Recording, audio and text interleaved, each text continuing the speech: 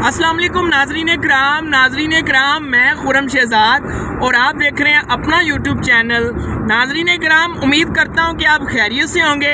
अल्लाह ताला आपको अपने हिफ्ज़ो अमान में रखे। हज़ारों दुआएं आपके लिए, आपकी फैमिली के लिए।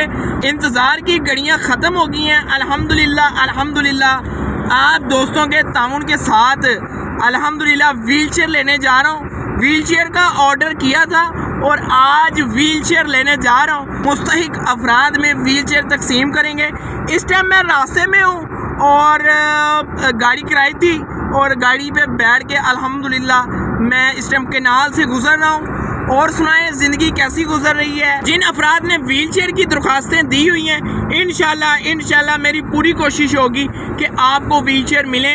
और लेकिन ये कि पूरे पाकिस्तान से कॉल्स आती हैं और इतनी रकम नहीं होती कि ज़्यादा से ज़्यादा व्हील चेयर लाऊं। तो इंशाल्लाह जो मुस्तहिक होंगे और उनको चेयर्स मिलेंगी, जो रह जाएंगे इंशाल्लाह अगली दफ़ा इनको चेयर मिलेंगी।